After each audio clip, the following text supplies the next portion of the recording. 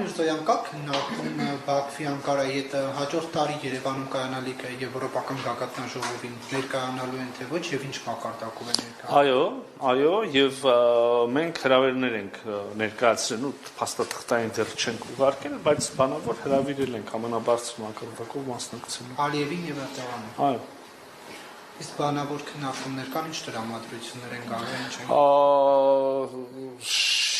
Չի շարունակվում, այսինքն այս ամենը շատ թարմ է եւ դեռ առիթել չի եղել այս մասին դետալներ կամ ինչ քննարկելու են։ Բայց կարծում եք դա ինչպես կընկալվի հասարակության կողմից հաշվի առնելով։ Կարևոր հարց է բարձրացնում եւ լեգիտիմ եւ օբյեկտիվ։ Ես կարծում եմ, որ ես այսօր ամբողջ օրը երկու հանձնաժողովներում այդ մասին հնարավորություն ունեցա խոսելու։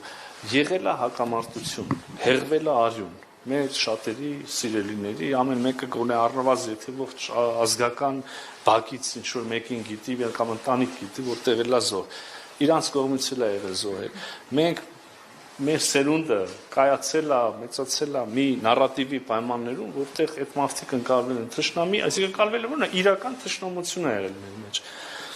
հիմա հաշտեցման գործընթացներ խաղաղություն հաստատվում է միշտ խաղաղություն չի հաստատվում բարեկամների միջև ընկերների միջև խաղաղություն հաստատվում է 3 կամ մինչև այդ վարկյանը թշնամանք ունեցող հասարակությունների միջև չէ ինչի ենք դժվար պատկերացնում նախագահ Էրդողանի այցը Երևան երբ որ չգիտեմ արդեն եղել է վարչապետ Փաշինյանի այցը Անկարա այն ժամանակ էլ էին դժվար պատկերացնում